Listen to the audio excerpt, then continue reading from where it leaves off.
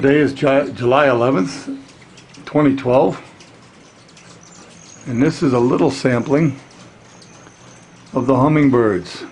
A minute or so ago, there were at least 50 swarming for what we call the sacred juice.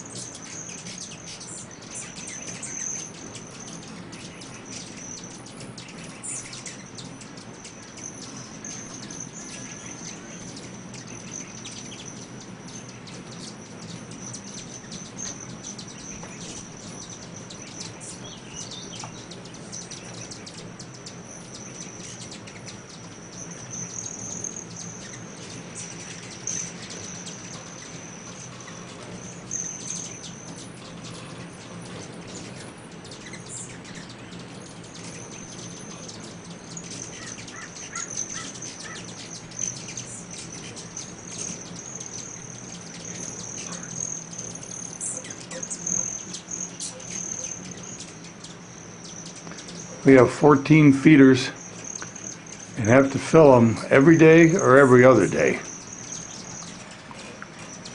We like the little critters. Every now and then one of them becomes lunch for our cats, unfortunately.